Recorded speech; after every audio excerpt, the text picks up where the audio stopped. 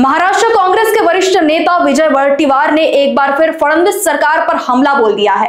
वडेट्टीवार ने सरकार द्वारा महाराष्ट्र के बाढ़ पीड़ित किसानों को दिए जा रहे राहत पैकेज को एक ढोंग करार दिया है और साथ ही यह आरोप भी लगाया है कि सरकार की किसानों को लेकर नीयत ठीक नहीं है।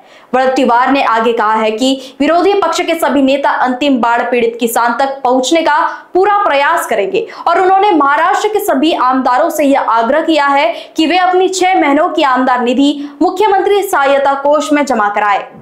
मी एनडीआरएफच्या निकषाप्रमाणे मदत देण्याचा सरकारचा निर्णय ऐकून दिसतोय। काल जे सरकार गेलंय ते औपचारिकता म्हणून पूर्ण करायला गेलं की काय अशा प्रकारची परिस्थिती काल त्यांच्या दौऱ्यामध्ये दिसली। एका व्यक्तीने विचारलं की किती मदत करणार, त्यावेळेस मुख्यमंत्री म्हणाले की त्यावर राजकारण करू नका।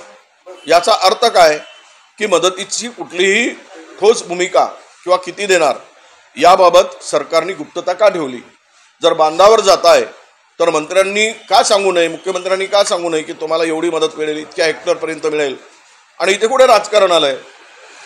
खरं तर यामध्ये सरकारची नियतच ही शेतकऱ्यांना बनवाबनवीची दिसते आहे।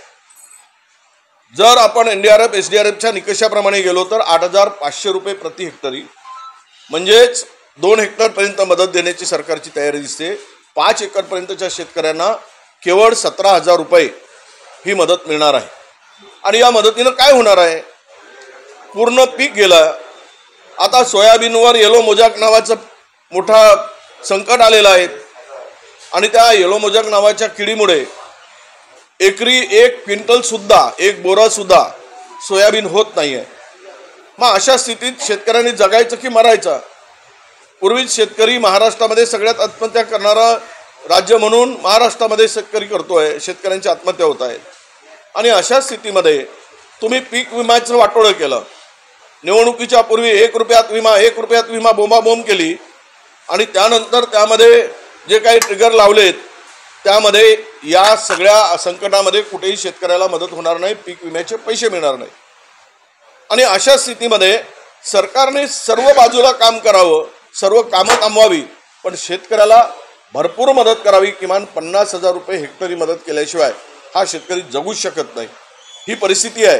केवळ मंत्री गेलेत, मुख्यमंत्री गेलेत, उपमुख्यमंत्री गेलेत आणि आपले नावाचे फोटोचे स्टिकर लावून मदत करण्याचा दिखावा काही मंत्री करतायत, काही मुख्यमंत्री करतायत, उपमुख्यमंत्री करतायत।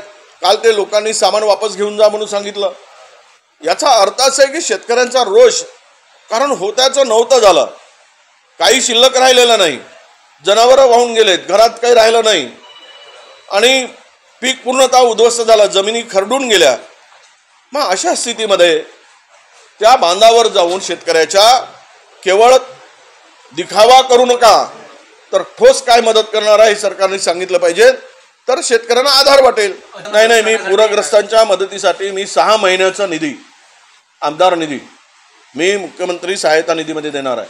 सर्व आमदारांनी 6 महिन्याचा निधी द्यावा, सत्ताधारी असू दे की विरोधी असू दे। मी उद्याच पत्र लिहून मुख्यमंत्र्यांना सांगणार आहे, आम्ही 6 महिन्याचा आमदारचा निधी आम्हाला नको आहे।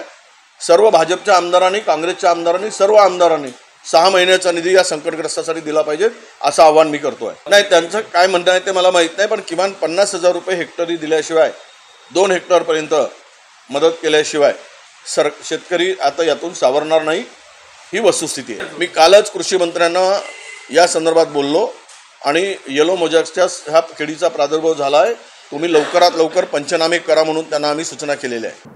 Report Lokvahini media, Nagpur.